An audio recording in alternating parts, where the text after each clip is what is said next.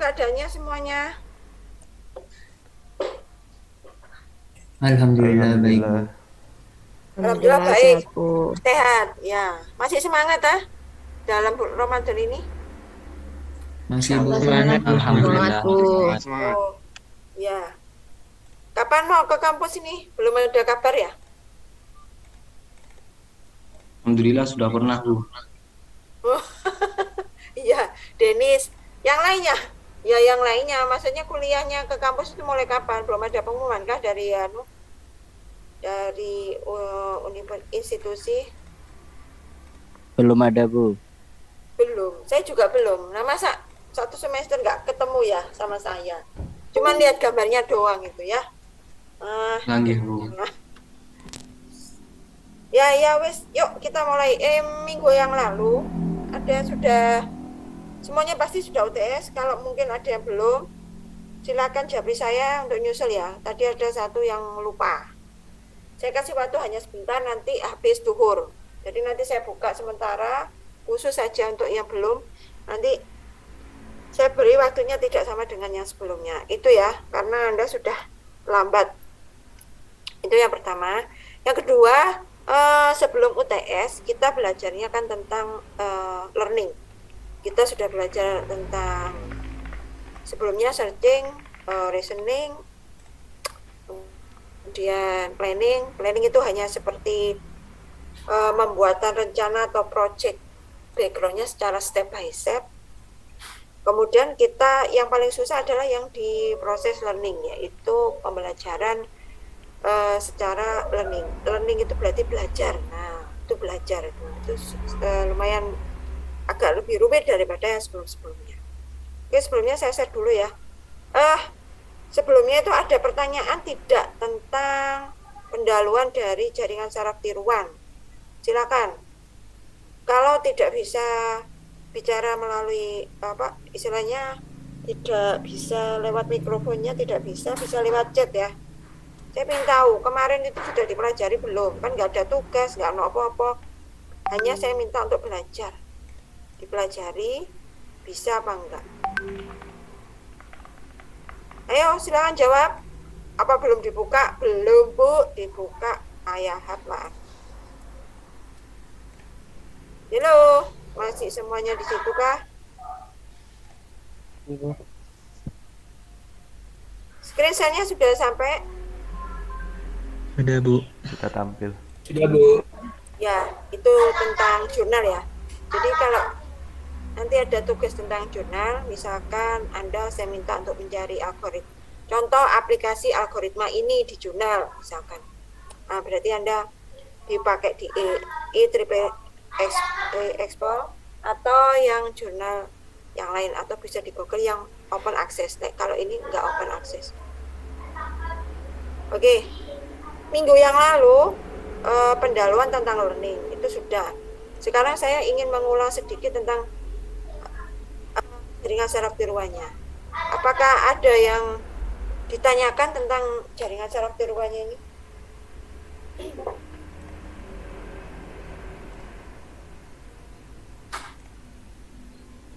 Ya, Mas, Mbak, silakan komentar. Ya tunggu. Saya tanya sekarang kalau sing komentar. Biar nggak capek, nanti aku ngomong 2 kelas ya lumayan dah. Oke, sekarang menurut Anda jaringan saraf tiruan, apa yang di pemikiran Anda tentang jaringan saraf tiruan? Ayo, 1. Kok saya menerangkan jaringan saraf biologis, kenapa? Ada yang tahu?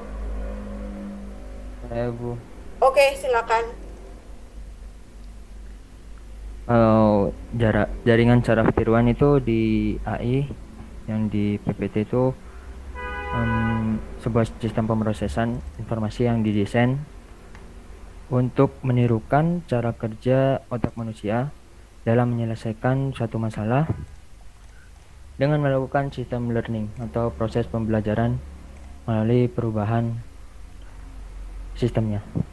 Oke, bagus. Jadi meniru jaringan saraf manusia, bukan otak ya Mas. Jadi saya betulkan.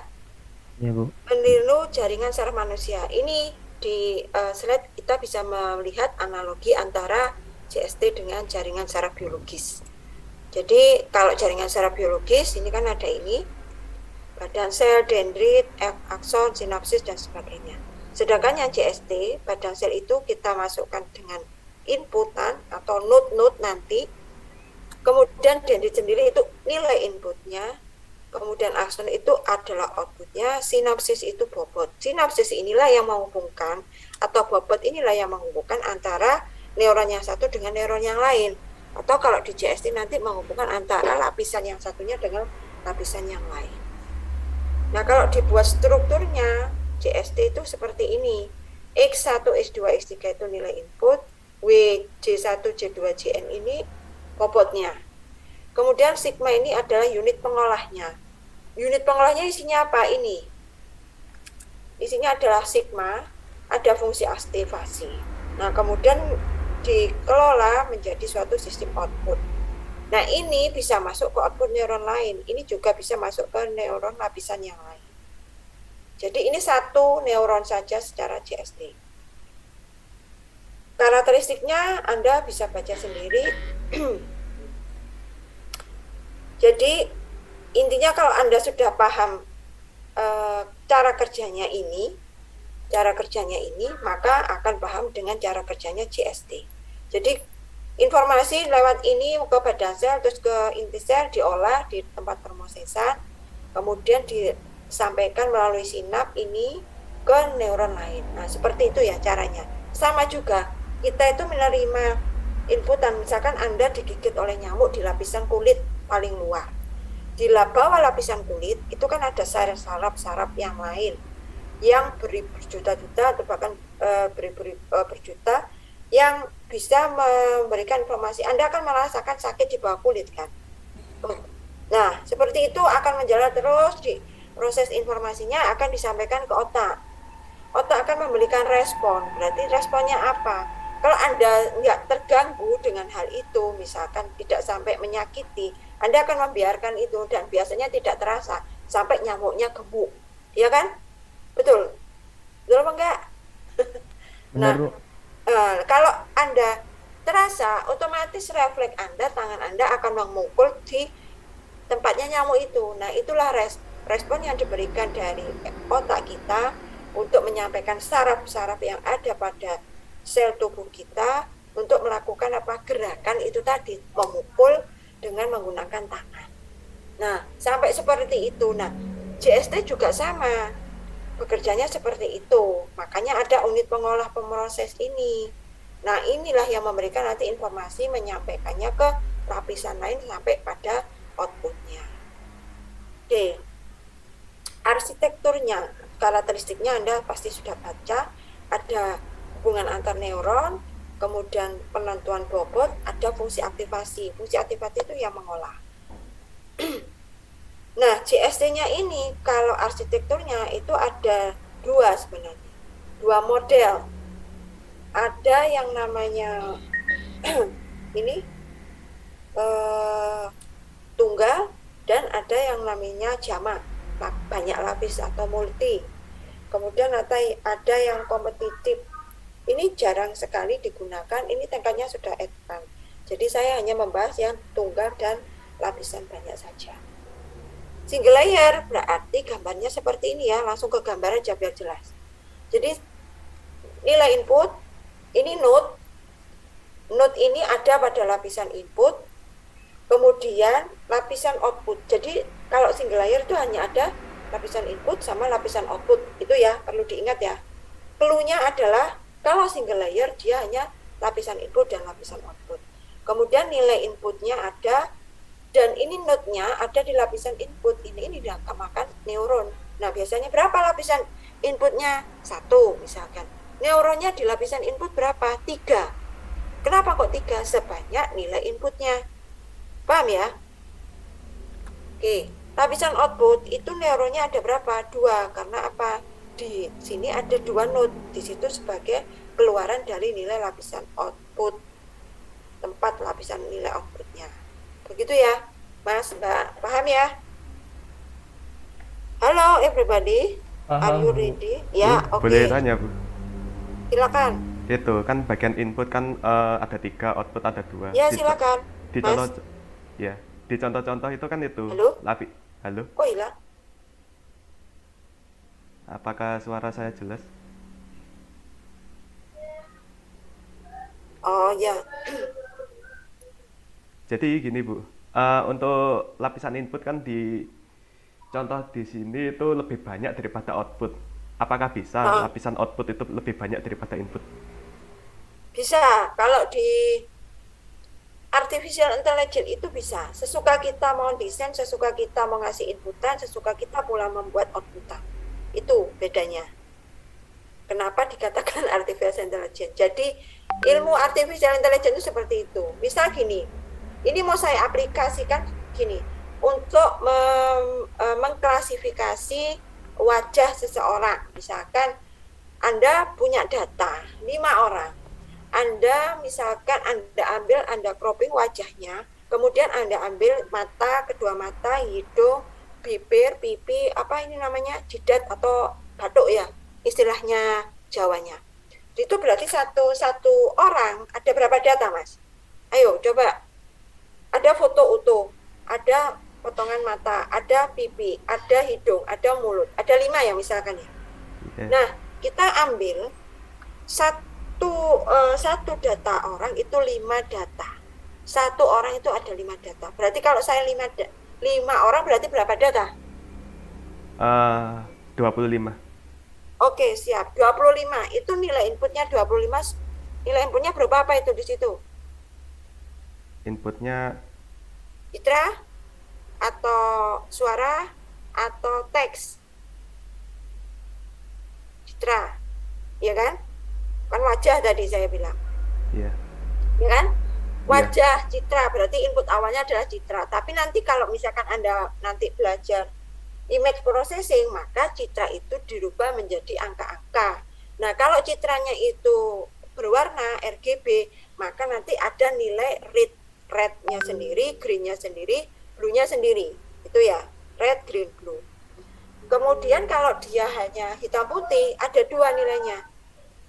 BW, black and white, atau nilainya 0 itu untuk black, white untuk 1, atau yang apa, gray ya, gray apa sih namanya, gray level itu loh, isinya 0 sampai 255, tetapi hanya 1 lapis, kecuali untuk yang RGB itu 3 lapisan, karena ada lapisan merah, hijau, biru. Itu yang perlu. Nanti bisa dipelajari di sana, di sini nggak dipelajari. Kita bahas tentang algoritma ini aja, algoritma NN. Jadi kalau misalkan nilai inputnya itu ada 25 data, berarti saya punya 25 data. Karena tadi tujuannya adalah untuk mengklasifikasi wajah, maka yang mau saya klasifikasi wajah dari 25 data itu berapa orang klasifikasi, Mas? Mungkin 5. 5, iya. Ojo mungkin. Jawab dengan tegas dan pasti. 5, iya 5. Ya, jadi nilai output yang kita inginkan ini adalah dari data yang kita pilih itu nanti kita bisa mengklasifikasikan data dari 25 menjadi 5. Jadi butuhnya berapa outputnya? 5. Paham ya? Paham, Bu. Nah, itu contoh ya, itu contoh kasus. Nah, nanti Anda tugasnya nanti bisa mencari aplikasi, bisa minggu depan mencari beberapa jurnal tentang algoritma JST yang nanti saya terangkan beberapa algoritma JST. Nanti Anda pelajari arsitekturnya seperti apa, dia pakai algoritma yang supervised atau unsupervised, supervised yang mana, ada backpro, ada perceptron, ada radial basis dan sebagainya, banyak kalau untuk NN. Nah, itu Anda pelajari, Anda tulis nanti supaya tahu. Nah, nanti kalau mau membuat programnya, Anda bisa pakai MATLAB, bisa pakai Python, bisa pakai Java. Tapi dari 3 ini, yang paling mudah itu ya yang Python, yang kedua itu MATLAB, yang ketiga Java. Oke ya, saya beritahu. Lanjut. Jadi, itu ya. Nah, kenapa kok lapisan input ini neuronnya ada 3? Kita sesuaikan dengan nilai input. Jadi kalau kasus yang tadi ada 25 data, maka lapisan input neuronnya kita bisa pakai 25. Bisa kan seperti itu ya? Ya, paham ya? Atau Anda buat 5, tapi metriknya berbeda-beda. Metrik kolom ini, kolom 1 untuk data 1 untuk orang pertama, data 2 untuk orang pertama, data 3 untuk orang pertama, data 4 untuk orang pertama. Jadi berbentuk kolom. Begitu ya ceritanya. Jadi lapisan output misalkan kita bisa setting 5, bisa kita setting 2. Itu tergantung dari studi kasus yang kita buat. Jadi tidak ada patokannya yang harus seperti ini, tidak ada. Udah ya. Lanjut. Nah, untuk menghubungkan neuron yang ada lapisan input dan lapisan output, itu ada namanya metrik bobot. Kenapa harus ada bobot? Supaya ada jaringan atau lintasan informasi dari neuron yang satu ini ke neuron 2 yang lainnya. Supaya apa? Supaya nanti tidak salah. Ya. Ini ada W11, W12. Perhatikan indeksnya. Mas, Mbak, W11 itu adalah bobot dari neuron lapisan 1 ke neuron 1 pada lapisan output. Paham ya? Kalau W12 itu neuron 1 menuju neuron 2 pada lapisan output. Kalau lapisan inputnya di sini X2 kita namakan W21. Jadi dari W2 neuron di lapisan 2, neuron 2 di lapisan input ke neuron 1 di lapisan output. Paham ya? Mas, Mbak, masih di situ? Paham, Bu. Ayo jawab. Alhamdulillah paham, Bu. Paham, Bu. Paham, Oke. paham. Anjir, Bu. Ya, ini berarti sudah paham ya. Ini notasinya. Jadi nanti kalau ada seperti ini Anda paham. Oke. Sekarang lanjut. Kalau yang multilayer bagaimana? Multilayer berarti kan lebih dari lapisan input sama output. Jadi ada tambahan ini. Dah. Paham bedanya? Nah, nanti ada yang tanya, Bu, ini kok 3, yang tadi 2, 3, ininya 2, ininya kok 1? Boleh. Suka-suka kita. Kan kita yang bikin. Kita yang desain, kita yang buat arsitektur, tidak harus sama dengan seperti ini. Nah, ini ada lapisan tersembunyi, hidden layer namanya. Hidden layer di sini boleh lebih dari 1, tidak hanya 1 saja. Paham ya? Kalau lapisan input ini hanya 1 layer saja, ya W1 tok. Lapisan output juga gitu, 1 saja. Tapi pengecualian untuk multi layer net, lapisan tersembunyi ini boleh lebih dari 1. Sampai berapa, Bu? Oke, terserah. Tapi ini nanti berhubungan dengan apa? Dengan proses learning yang terjadi. Semakin banyak maka waktu yang dibutuhkan, memori yang dibutuhkan akan semakin lama. Jadi kita sesuaikan, kita perlukan. Bagaimana, Bu, menentukan lapisan tersembunyi? Tidak ada. Banyaknya tidak ada. Berarti by eksperimen waktu kita melakukan learning untuk sistem yang akan kita buat. Oke, paham? Itu nanti kita tinggalkan dulu. Yang pertama ini sama ya, input ini ada 3 neuron, 1, 2, 3. Tempo tersembunyi ada 2, 1, 2. Untuk yang lapisan output hanya 1. Nah, ini semuanya harus saling terhubung. Semuanya. Ya, 1 neuron di lapisan input harus menghubung ke neuron di lapisan tersembunyi, ke semua neuronnya. Sama juga dengan ini, ini. Oke ya? Sudah? Nah, kalau sudah, itu arsitekturnya. Kalau kompetitif, itu seperti ini. Jadi dia ada saling ke node yang lain, tetapi juga dia akan berbalik ke dirinya sendiri. Itu namanya kompetitif. Kalau dia kalah, maka dia akan tidak aktif. Seperti itu kalau kompetitif, cara kerjanya. Tapi kalau yang single layer sama multi layer, dia teratur dari input, sembunyi, sampai output. Seperti itu. Ya. Fungsi aktivasi itu apa fungsi aktivasi? Fungsi yang hampir sama dengan fungsi matematis. Nah, dia dinyatakan atau diolah pada pemrosesan di neuronnya. Nah, beberapa fungsi aktivasi CST itu adanya heart limit, purlin, sigmoid yang populer digunakan, sigmoid yang memiliki variannya, sigmoid logaritmik, sigmoid biner, sigmoid bipolar, sigmoid tangen. Nggak usah bingung, Waduh Bu, aku gak iso matematika, kan dimasukkan di rumus. Jadi Anda tidak perlu memikirkan itu. Oke ya. Fungsi aktivasi hard limit ini misalkan gini. Memberikan batasan tegas 0 atau 1 karena Purlin memisahkan secara linear sigmoid berupa fungsi smooth bernilai antara 0 sampai dengan 1 kalau nilainya biner. Angka inputnya tuh nilainya biner, isinya 0, gak 0 ya 1. Nah kalau angkanya bipolar ada min, maka pakai yang fungsi hard limit yang bipolar. Itu ada. Nah ini contohnya. Bentuknya gini, kalau misalkan X, nilai inputannya X itu kurang sama dengan 0, maka Y-nya setelah fungsi aktivasi itu 0. Tapi jika X-nya lebih dari 0, misalkan nilainya X 2, 3, 4, misalkan hasil perhitungannya, maka kalau sudah dimasukkan fungsi aktivasi, hasilnya adalah X. 1. Nah, itu untuk biner. Tapi kalau untuk udah biner dengan threshold, nah, ada thresholdnya, pergeseran ini thresholdnya, maka ya itu jadi ini nilai X-nya kurang sama dengan threshold atau lebih besar sama dengan threshold. Itu ya. Jadi buahnya kalau saya jelaskan satu persatu akan lama. Intinya ini rumusnya pakem, tidak bisa dirubah dan harus ada dimasukkan. Nah, kalau di MATLAB Anda tinggal mengambil bipolar apa. Terus kalau di Python Anda tinggal mengambil juga rumusnya, ada tersendiri namanya, saya nggak hafal satu persatu, kita bisa lihat di library-nya. Nah kalau Java saya nggak ngerti ya, karena nggak pernah pegang Java ya. Ini fungsinya macam-macam ya, ada linear itu seperti ini ya, linear ini Y sama dengan X. Kalau fungsi saturating linear itu ini bernilai 1, Y-nya jika X lebih besar 0,5 atau bernilai X plus 0,5 jika min 0,5 X kurang dari X kurang dari sama dengan 0,5 dan selanjutnya. Ini matematis yo, iso yakin lah.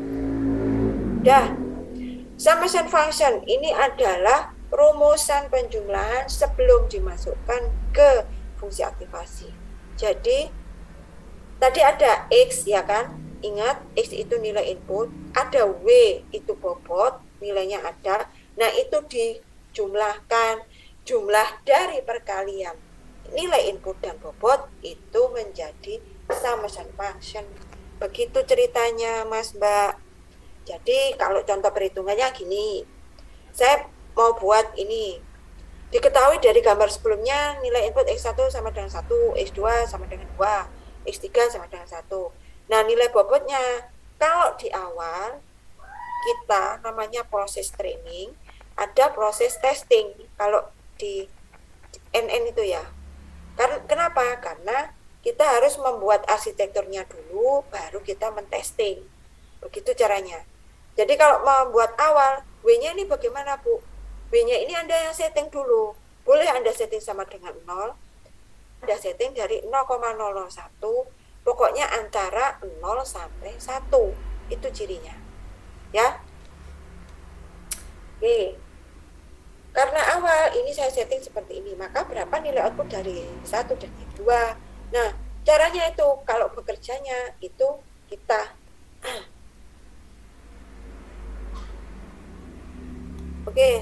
kita kalikan dengan bobot X1 ini ya, X1 kali W11. Untuk mana? Untuk neuron 1 yang masuk ke mana? Sini W11 Y1 ya, Y1 lagi dari X2 XW21, X3 dari W31 masuk ke sini semua ya. Kemudian kalau Y2 berarti yang panah menuju Y2 saja, X1 kali W12, X2 kali W22, X3 kali W32. Oke, hasilnya tinggal mengkali dan menjumlahkan 0,6 sama 1,1. Jadi Y1 keluarnya 0,6, Y2 1,1. Ini belum sampai masukkan ke mana? Ke fungsi aktivasi. Nah, ini tinggal masukkan hasilnya 0,6, pakai apa misalkan? Oh, saya mau pakai ini, fungsi aktivasi yang undak biner. Tadi yang pertama Y1-nya sama dengan berapa? Kurang sama dengan 0 kan? Ini 0,6. Nah, Y2-nya 1,1. Berarti berapa? Fungsi aktivasinya keluarnya. Oh, Y-nya sama dengan 0. Kalau untuk yang lebih besar dari 0, yaitu 1,1, maka Y-nya sama dengan 1. Begitu caranya. Jadi setelah dimasukkan ke penjumlahan, maka dimasukkan ke fungsi aktivasi. Contohnya bagaimana? Contohnya di halaman ini berikutnya. Ini. Jadi kita punya neuron 3. Lapisannya langsung ke output ini ya. Jadi kita hitung sigmanya itu kan ini. 3 kali bobot ini. 1 kali bobot ini. X3 kali bobot ini. Sudah selesai. Nah, tinggal memasukkannya, kemudian nilainya 1,2, nilai penjumlahannya, perkalian penjumlahan. Kemudian baru dimasukkan ke fungsi aktivasi. Namanya fungsi ini transformasi penormalan. Nah, ini hasilnya 1 dibagi 1 plus E epsilon min gamma. Gamma ini tuh yang ini, hasilnya ini. Nah, hasilnya sama dengan 0,77. Begitu ya, Mas, Mbak, paham ya? Halo? Halo? Alhamdulillah. Alhamdulillah, semoga paham terus. Caranya belajar ini tadi ada yang supervised, ada yang unsupervised. Ini caranya pembelajaran. Metodenya ini supervised, unsupervised atau hybrid. Supervised itu bedanya dengan unsupervised, itu ada target. Jadi misalkan gini, kayak contoh tadi, ada 25 data. Kita sudah melabeli 1 sampai 25 data itu. Kalau data pertama itu adalah miliknya si A. Misalkan Anda target dengan nilai 0 sampai 5. Nah, 0 sampai 4. Oke, orang pertama klasifikasinya 0. Data ke-6, misalkan orang lain kan orang kedua. Anda tulis targetnya sama dengan 1. Karena apa? Orang pertama orang kedua. Terus kemudian data ke-11, Anda targetnya misalkan nilainya adalah 2, karena Anda simpulkan orang kedua itu sama dengan nilai 2. Begitu caranya.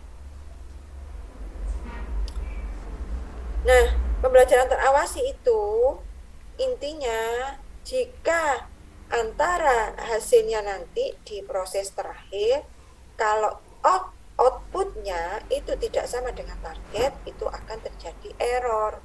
Nah, kalau errornya besar, maka perlu dilakukan pembelajaran ulang lagi. Nah, seperti apa? Ya berulang-berulang sampai JST-nya itu pinter. Ya sama kayak gini caranya. Anda ngajari anak kecil usia 4 tahun tentang apa? Misalkan tentang nama-nama benda. Anak 4 tahun ya, bayangkan nama-nama benda. Misalkan Anda menunjukkan, oh ini penghapus, oh ini pensil, oh ini ballpoint, oh ini misalkan papan tulis, oh ini pisang, misalkan buah ya, oh ini anggur, ini kelengkeng, atau ini durian dan sebagainya. Misalkan Anda ambil 10 saja, kemudian Anda ulang-ulang itu, kemudian Anda lakukan tes. Dari 10 itu, misalkan yang benar hanya 5, kira-kira gimana? Kita perlu ngulang belajar nggak sama anak ke anak tersebut? Halo? Halo? Perlu. Iya, Perlu. Sampai sekiranya saat kita testing dia kesalahannya misalkan hanya 2 dari 10 pertanyaan yang kita berikan. Paham ya? Jadi JST juga gitu. Selama misalkan Anda 25 input itu outputnya itu masih belum ada 80%, maka Anda harus melakukan pembelajaran lagi. Ya apa Bu? Biaya training lagi. Gitu. Sampai effortnya sampai ditemukan 80% benar. Oh, kalau nggak sampai 80% ya nggak apa-apa lah. 60 boleh, 60 sampai 70 di atas 50%. Karena mungkin datanya kurang bagus satu, atau datanya banyak yang hilang. Nah, seperti itu. Kalau tidak terawasi apa? Tidak ada target output, tidak dapat ditentukan hasil yang diharapkan selama proses pembelajaran. Kita tidak usah menyusun apa? Pelabelan nama itu, target itu tadi. Nah, tujuannya di sini untuk mengklaster, mengelompokkan unit yang hampir sama dalam satu area tertentu. Jadi Anda dikelompokkan thread, ada beberapa kelompok. Nanti sistem itu yang membuat itu menjadi bisa. Nah, gitu ya. Kalau hybrid berarti kombinasi keduanya. Mau yang supervise dulu baru unsupervised, atau yang unsupervised dulu baru yang supervised. Oke, cukup. Ada yang bertanya? Mas, Mbak, kalau nggak ada tak lanjut. Setengah jam lagi, ini kan 9.45. Setengah jam lagi, kita kan mulai mau 9.15 ya. Halo, friend? Iya, Halo? Bu. Nah, ayolah jawablah, jangan banyak saya dong. Nggak ada? Oke, kalau nggak ada kita ke arah algoritmanya. Nah, supervise dulu. Algoritma supervise itu ada ini, heap rule, perceptron, data rule, backpro. Nah, Bu, ini mumet lah, Bu, ya mumet sedikit. Tapi kalau misalkan Anda nanti tidak mau, kan tinggal panggil namanya di MATLAB. Tapi Anda harus tahu konsepnya, jalannya seperti apa. Nah, Anda melakukan arsitekturnya dulu, menyusun arsitekturnya. Pakai yang mana, yang single atau yang multi layer. Heap rule dan perceptron ini adalah arsitektur yang single layer. Baru kalau backpro itu arsitektur yang multi layer. Ya. Heap rule, misalkan rumusnya ini untuk menghitung prosesnya itu ini. Nah, presentasinya bipolar, pakai bobotnya inputnya bipolar. Nah, algoritmanya seperti ini. Inisiasi semua bobot, inputnya berapa, outputnya berapa. Output di sini nggak boleh langsung. Outputnya yang kita outputkan di situ adalah sama dengan target. Nah, perbaikan bobotnya ini adalah W baru sama dengan W lama plus XI kali YC. Jadi untuk perbaikan bobot, untuk mengetahui apakah dia nanti hasilnya bagus tidak, itu adalah di perbaikan bobot dan bias. Jadi intinya kalau kita melakukan proses training, itu adalah memperbaiki bobot dan memperbaiki bias. Dari hasilnya nanti kalau sudah betul, maka hasil akhirnya perbaikan bobot dan bias itu nanti digunakan untuk proses testing. Begitu ceritanya. Contoh, saya ada fungsi OR, yang saya buat bipolar. Jadi 0 ini saya catatkan dengan -1. Kalau 1 tetap 1. Oke ya. Nah, jaringannya single layer. Ini ada F. Fungsi aktivasinya nanti di sini kita pakai kok nggak ada di situ. Fungsi bipolar. Oke, data pertama bobot awal di sini disetting 0 bias 0. W1 Nah, W1 0 ditambah -1 kali -1. Kok bisa, Bu? Ini rumusnya. Perbaikan bobot. W baru sama dengan W lama kali XI kali YC. Oke ya, pertama ini dulu. Sama. Jadi, W1 yang sekarang sama dengan 0. 0 ini kan yang dulu kan belum ada. 0 X1 kali Y1 -1 kali -1. Kenapa kok -1 kali -1 ini? Kita pasangan inputnya -1, W1, W2 -1, targetnya itu -1. Kan YC kan ya? Ini YC. Y, X kali Y. Y-nya sama dengan target. Target pasangan pertama data adalah -1. Sehingga -1 kali -1 sama dengan 1. Ini 0 semua masih -1 kali -1. Pasangan datanya untuk yang pertama adalah -1, -1. Bobotnya, targetnya adalah -1. Nah, hasilnya gini. Data kedua, pasangannya adalah min 1, 1. Terus, apa namanya? Targetnya adalah 1. Nah, hasilnya 0,2. Loh, di sini kok nggak 0, Bu? Iya, hasil dari ini. Data sebelumnya. Lanjut ya. Data ketiga itu sama. Ini 0,2. Kita geser ke sini. Ini hasilnya 1. Ini enggak. Loh, kok 1, Bu? Ya, di situ pasangan data ketiga berapa sama berapa dikalikan target. Sudah masukkan sini. Ya. Data keempat juga sama. 1, 2. Ya. Ada orang jual pangsit. Sama ya. Ini hasil dari sebelumnya 1, 1. Terus ini pasangan dari W yang keempat, data yang keempat, kemudian terakhir hasilnya 2, 2, 2. Nah, hasil terakhir bobot terakhir, hasil terakhir dari bobot terakhir yaitu 2, 2, 2. Ini kita ambil, kita simpan, kita lakukan untuk testing. Testing itu seperti apa? Ya tetap dengan cara seperti ini pengolahannya. Cuman bedanya kalau ini bobotnya kita setting sama dengan 0 di awal. Tapi kalau testing nanti bobotnya kita sesuaikan dengan ini. Bobot W1 2, W2 2, B-nya 2.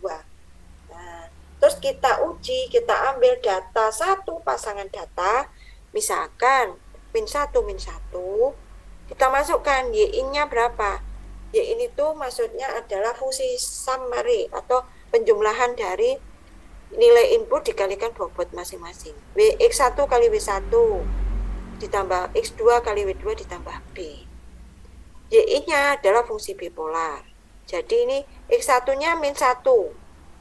W1-nya 2. Coba Anda jumlah. Min 1.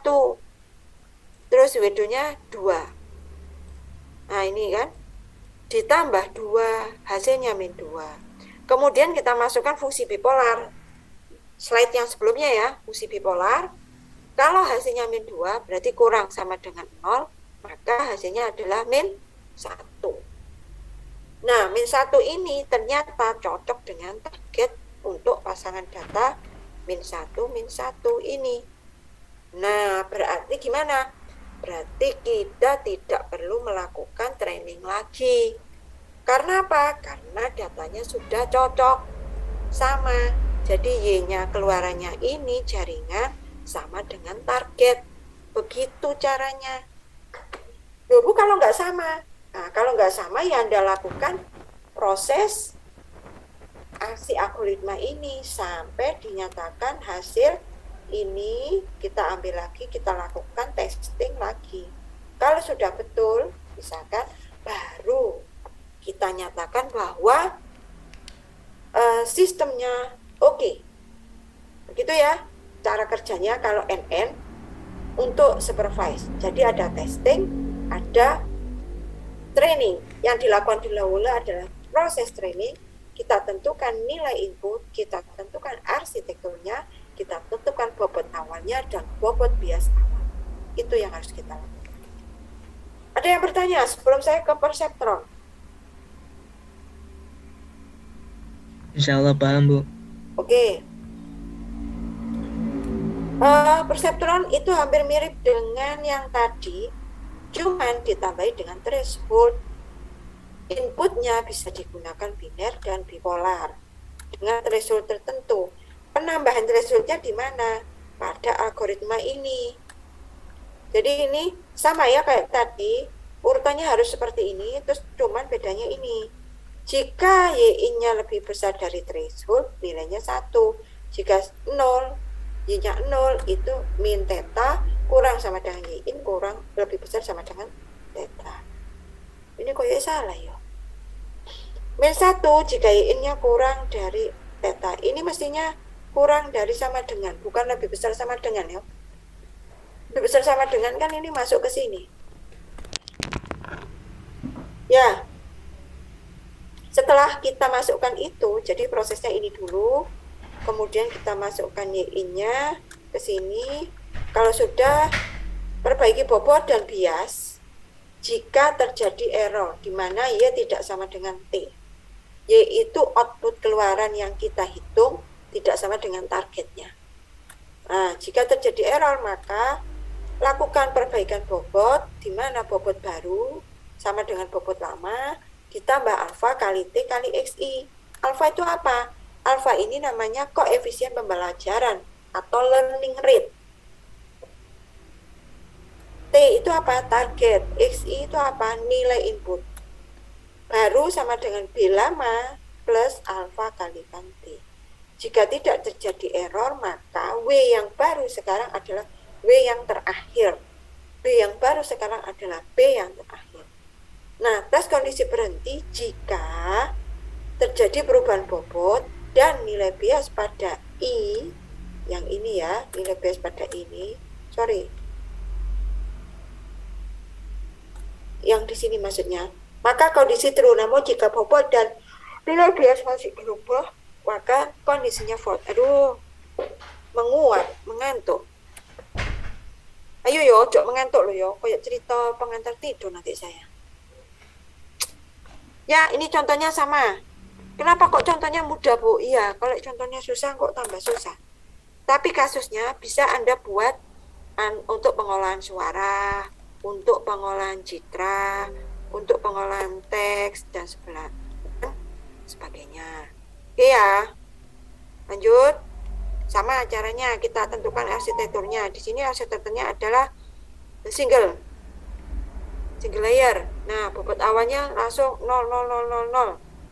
Kenapa kok gak jadi begini? Nah, W1, W2 misalkan. Bobot bias awal 0, 0. Learning rate alpha 0,8. Bu, ini nentukannya gimana? Bebas. Pokoknya antara 0 sampai 1. Mau di situ Anda taruh 0,007. 0,07555 boleh, terserah. Threshold di situ 0,5. Kalau threshold 0,8 itu disesuaikan dengan soal. Tadi soalnya 0,8. 0,5 ding. Ya. Data ke 1 misalkan step 1. Data ke 1 kita hitung. Y1 0, 0, 0, 0. Ini kok iso 0 semua, ini gimana sih, Bu? Oh, ini, Rek. Ini. Masih 0 semua, kan? Sigma X, WI, B-nya juga sama dengan 0. XI walaupun ada nilainya, W-nya kan kita setting semua sama dengan 0. Gitu kan? Sehingga hasil aktivasinya sama dengan 0. Kenapa? Karena dia di posisi ini. Ya kan? 0 bla bla bla y-in bla bla bla theta. Ya. Oke, lanjut. Kemudian karena targetnya masih sama dengan 1, ini hasil aktivasinya 0, target sama dengan 1, maka masih ada perbedaan. Sehingga bobot barunya W1 0, 0, 0, 0 ditambah 0,8 0, 1, 1 dan sebagainya. Ini nilainya ya. Ini threshold. Ini learning rate, ini X1, ini target. Pasangan X1, X2. Ya Allah, Gusti. Nah, ini loh maksudnya. Alfa T kali X1. Kalau bobot bias alfa kali T. Jadi sudah ke sini. Iya. Ini 0,8 alfa kali T kali XI. Udah. Bobot bias ini bias lama dikali alfa kali T. Udah. 0,8. Hasilnya di sini 0,8 semua masuk ke sama dengannya tadi. Ini. YI dulu 0,8 0, 1,6. 1,6 kalau dilihat di situ di atas tadi fungsi aktivasinya itu hasilnya seperti ini. Ini 1. Maka karena ini masih ada perbedaan, kita lakukan lagi. W1, W2 bobot bias baru ini 0,8 dari hasil mana? Hasil ini ya. 0,8. Hasil sebelumnya. 0,8 ini dari learning rate kalikan X kalikan T. Udah. Pasangan data kedua X1, X2. Udah hasilnya begini. Terus kita hitung. Ini kalau kita yang hitung, ya lama. Jadi mesin yang hitung. Data ketiga sampai data keempat sama. Karena masih ada bobot dan nilai bias yang diperbarui, maka dilanjutkan tes kondisi, dilanjutkan ke step kedua. Caranya sama dengan step pertama. Jadi maksudnya masih ada perubahan bobot dan bias dari data pertama sampai keempat. Syaratnya kalau berhenti itu tidak ada perubahan bobot dan bias dari data pertama dan keempat. Dari data pertama sampai keempat misalkan. Atau tidak banyak gitu loh, paling tidak. Tidak harus semuanya tidak ada perubahan bobot, tidak. Step 2 sama ya, lakukan sampai step di mana nilai input. Bentar ya, saya terima telepon dulu ya.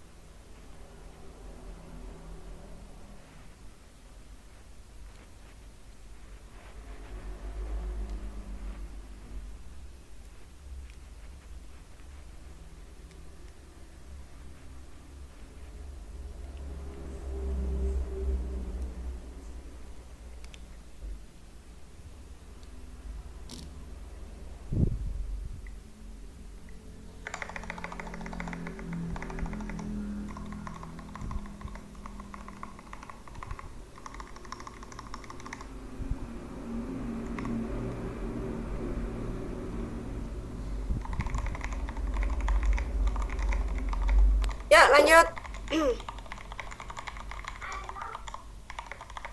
Lanjut ya. Mas, Mbak, masih di situ tah? Yo. Iya, Bu. Jadi Ya, Masih Bu. ya. Ojo meninggalkan daku loh ya. Lek mau meninggalkan daku, Bu ngomong Bu stop Bu, sudah penuh.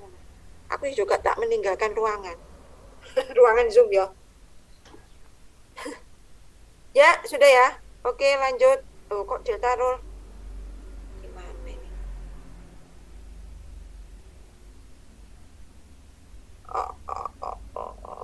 Oke ya, tadi sampai mana? Sampai mana? Astagfirullahaladzim. Oh, ini yang anu. Sorry Mas, Mbak. Nah, ini tadi sampai perhitungan data kedua sudah, data keempat. Tapi kalau masih ada perubahan bobot dan bias, bobot itu ini ya, perubahan bobotnya. Ini tadi bobotnya sama biasnya itu kalau masih ada, maka kita harus tetap. Nah, caranya tetap sama dengan cara pertama. Jadi dilakukan pengulangan, epoch istilahnya kalau di dalam MATLAB. Oke, terus sampai ke berikutnya lagi ya ini ya. Nah, nanti pada step misalkan pada epoch atau pada pengulangan yang kesekian, ke-10 istilahnya di sini, berhenti. Karena apa? Sudah diperoleh bobotnya di mana syaratnya terpenuhi. Jadi bobotnya tidak berubah-ubah sama bobot biasnya tidak berubah-ubah. Sehingga diperoleh W1 1,6, W2 2,4, bobot bias min 3,2. Nah, ini kemudian sama, lakukan pengecekan dari salah satu dari data yang tadi. Dengan cara apa? Yang cara ngeceknya sama dengan stepnya proses training tadi dari awal ya. Nah, yang ini. Nah, mulai dari sini sampai terakhir. Kalau ternyata target sama outputnya sama, ya sudah, oke, berarti. Gitu caranya. Oke, selanjutnya delta rule. Algoritma delta rule ini juga sama, hampir sama, hanya bedanya di sini ada alfanya, ini ya settingnya adalah sampai 1, kemudian algoritmanya seperti ini, berbeda sedikit. Fungsi aktivasinya yang dipakai adalah fungsi aktivasi yang bebas ini di sini. Kalau datanya bipolar ya pakai bipolar, kalau datanya bukan bipolar ya biner, pakai biner. Sama. Nah, hanya di sini perbaiki bobot jika terjadi error, tau sama dengan 0. Nilai error diukur dengan tau atau sama dengan T-min Y. Kalau T-min Y-nya sama dengan 0 berarti kan nggak ada error. Kalau T-min Y-nya ada selisih berarti ada error. Begitu ya. Terus kondisi jika error sama dengan 0 maka kondisinya true. Nah, betul kan? Kalau salah, tidak sama dengan 0, maka kondisinya false. Berarti gimana? Ulang lagi di atas, terjadi pengulangan lagi seperti sebelumnya. Contohnya sama, ini targetnya biner, inputnya juga biner. Oke, karena input biner targetnya biner, maka fungsinya juga harus ada biner. Boleh unda itu apa? Fungsi tangga. Boleh, bebas. Anda boleh pilih. Pokoknya harus kalau datanya biner ya biner, kalau datanya apa tadi? Aduh, tidak biner apa namanya rek tadi rek? Wah ini sudah loadingnya lama ini. Oke, wis gak apa-apa wis, pokoknya yang tidak biner. Sama step 1. Jadi ada stepnya. Tadi kalau R-nya atau T-nya tidak sama dengan 0, maka dia harus mengulangi step lagi itu dari awal dengan mengolah data semuanya dari awal. X1 0, X2 0, T1 sama dengan 0. Buat awal W1 0,1, W2 0,3. Y sama dengan X1 kali W1 bla bla bla sama dengan 0. Wis. Gampang karena ini 0. X1 X2. Y-nya sama dengan 0, kok bisa? Ayo lihat di atas. Fungsi onda biner. Yang slide yang tadi. Nah ini kalau taunya T1 min F, Y-nya sama dengan 0. Nah masa ini langsung berhenti? Kan tidak mungkin, karena masih hasilnya 00 ya. Nah, tetap kita harus masih mengubah bobot barunya W1, W2. Rumusnya pakai yang mana? Di algoritma ini. Ini, kita pakai. Oke, kalau bias ya sudah kita pakai. Oke, lanjut data kedua. Kok nggak menghitung bias? Tidak. Oke ya, lanjut data kedua sama thread bla bla bla. Ini lama berarti pakai yang ini 0,1 0,3. Oke ya. Loh ini 0,1 0,3. Seterusnya data ketiga, data keempat sama. Nah, itu tadi kalau ternyata masih ini kan kalau ini 0, oke. Kalau ini 1. Kalau ini 1, berarti masih ada 2 data yang nilainya tidak sama dengan 0, maka harus dilakukan step kedua. Sampai step keberapa? Sampai semuanya nilainya sama dengan 0. Nah, ini loh. Errornya sama dengan 0. Errornya itu apa? Ini. Taunya ini sama dengan 0. Untuk semua pasangan data. Ya. Nah, ini kan malah untuk perintah. Coba Anda hitung pada dari step keberapa akan berhenti. Ya Bu, nanti dihitung pakai apa? Pakai program. Gitu. Saya tapi nggak nyuruh ya. Intinya seperti itu. Nanti terakhir, kalau sudah berhenti, maka akan ditemukan apa? Ini. Bobotnya ini. W1 sama W2. Begitu ya. Nah, kalau sudah, maka Anda akan melakukan testing. Dari apa? Dari data yang ada. Begitu, semuanya sama. Itu khusus untuk supervise seperti itu. Nah, sekarang backpropagation. Backpropagation ini yang multi layer. Jadi ada hiddennya. Wah, ini rodok banyak ya langkahnya. 0, 1, 2 sampai 9. Tapi nggak usah bingung, kalau pakai MATLAB langsung dikerjakan ambil MATLAB. Nggak usah dipikir. Kita tinggal masukkan input, masukkan bobot input, bobot bias, kemudian masukkan juga apalagi alfanya, masukkan fungsi aktivasinya, sudah diolah sama dia. Caranya gini, karena back pro, jadi namanya ada back, berarti mengumpan balik, ada propagasi. Jadi ada 2 langkah. Langkah pertama, yaitu langkah kedua hingga 9. Langkah kedua, langkah pertama itu namanya forward. Langkah berikutnya adalah backward. Nah, begitu maksudnya. Nah ini, fast forward. Nah ini kan langkah propagasi maju, itu 3 sampai langkah 5. Kemudian langkah 6 itu namanya back pro-nya atau propagasi baliknya. Nah, itu 6 sampai 9. 6 sampai 8. Jadi ada 2 tahap kalau back pro. sehingga mumet. Makanya saya nggak memberikan hitungan manual. Ya, mumet sampean wis poso-poso kok dikongkon ngitung dulu mumet. Jadi intinya pokoknya paham konsep. Kalau back pro berarti ada dua stepnya, forward sama backward. Ingat, forward itu memberikan inputan mulai dari lapisan input, lapisan hidden, sampai lapisan output. Nah, backwardnya dari lapisan output berjalan balik ke lapisan hidden, ke lapisan input. Begitu ceritanya. Rumusnya kayak gini. Ingat ya, Z ini tadi neuron di lapisan hidden. Kan Z ya tadi di awal, masih ingat? Nah, ZJ ini kalau sudah dimasukkan ke fungsi aktivasi. Ya. Ini Z in V0J. V0J ini adalah bobot dari antara bobot masing-masing inputan antara lapisan input dengan hidden. Itu V0J. Kemudian XI kali VJ ini nilai input dikalikan bobot dari di lapisan antara lapisan input dan hidden. Yang tadi ada W11 itu loh, W12, W13, W21, W22, W23 itu maksudnya. Kalau misalkan hanya satu jadinya W, tapi kalau tadi levelnya sudah multi layer MLP itu V bilangnya. Oke, Z, J ini sudah masuk ke fungsi aktivasi. Jadi jalannya seperti ini.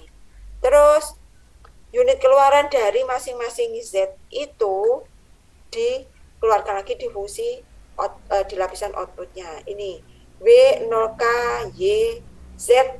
Nah, Z-nya ini kan yang neuron yang di lapisan input tadi. Nilainya berapa? Dikalikan bobot di antara lapisan hidden sama lapisan output yang W11, W12 tadi. Kemudian ini bobot bias. Ya. Kemudian dimasukkan ke fungsi aktivasi, sudah masuk. Nah, sekarang propagasinya. Propagasinya itu ada ini. Perhitungan tau K, TK min YK, TK target, YK itu keluaran output ini. Ya.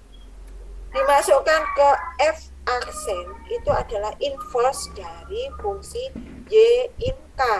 Y in K mana? Ini. Oke. Kemudian V turunan dari Y in K itu rumusnya ini. 1 min V Y in K, YK sama dengan 1 min YK. Jadi ini nggak usah dihitung ya, dihitung ini. YK-nya dikalikan 1 min YK. Kalau sudah perbaikan bobotnya ini. ZJ itu berarti yang ini. Nah, ini ZJ. Sorry, ini. Ini sama ini sama. Nah, kari alfa delta K itu ini. Kari alfa. Alfa itu koefisien pembelajaran yang kita bisa setting antara 0 sampai 1. Kemudian perbaikan koreksi itu alfa kali tau K. Nah, delta K atau delta. Nah, selanjutnya langkah 7 ya tinggal maju lagi ke depan. Nah, ini rumusnya sama ya rumusnya. Terakhir nanti Anda akan menemukan beberapa perbaikan bobot ini, baik bobot yang ada antara lapisan hidden dengan output yaitu yang W, atau bobot antara lapisan input dengan lapisan hidden yaitu dengan dikondisikan V. Uji kondisi perhentian atau akhir iterasi. Oke, sudah. Ini keterangan-keterangannya, tapi kalau Anda belajar dari sini, tapi sudah saya jelaskan T tadi apa, V itu apa, Z itu apa, semuanya sudah. Nah, ini kalau Anda lupa, Anda bisa melihat di sini. Selesai? Ada pertanyaan sebelumnya? Halo? Wah, tidur ini. Halo, Bu. Insyaallah, coba dulu. Nggak tidur ya? Oke? Closing, Bu. Enggak, boten. Nggih, sampun Mas, Mbak, ada yang bertanya sebelum saya tutup?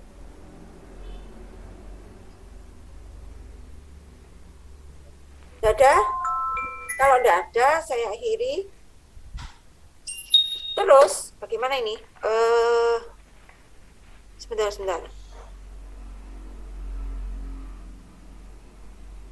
Tugas untuk mencari jurnal itu Anda lakukan untuk minggu depan saja ya. Jadi minggu depan Anda kumpulkan, Anda resumnya yaitu tadi. Kalau misalkan Anda aplikasi jaringan saraf tiruan menggunakan misalkan untuk aplikasi apa misalkan gitu. Nah, itu Anda bahas misalkan arsitekturnya pakai single atau multi. Terus fungsi aktivasinya pakai apa. Kemudian yang 3 hasilnya seperti apa atau bagaimana cara jalannya aplikasi tersebut. Itu aja 3 macam. Anda tulis nanti nanti saya buatkan tugasnya di tanggal berapa itu? Minggu depan tanggal 12 ya insya Allah ya. Ya, tanggal Ya, 12. Bu, tanggal 12. Ya, tanggal 12. Nanti sama saya beri materi yang algoritma yang unsupervised dari NN. Atau kalau enggak ya itu aja dulu biar paham bagaimana mengaplikasikannya. Terus Anda bisa buka channel YouTube yang menjelaskan cara membuat algoritma jaringan saraf tiruan, bisa multilayer persentron atau backpro, menggunakan Java atau menggunakan MATLAB atau menggunakan Python.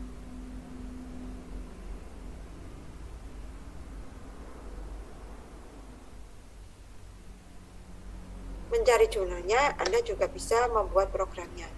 Oke, terima kasih. Saya akhiri. Assalamualaikum warahmatullahi wabarakatuh. Waalaikumsalam. warahmatullahi wabarakatuh.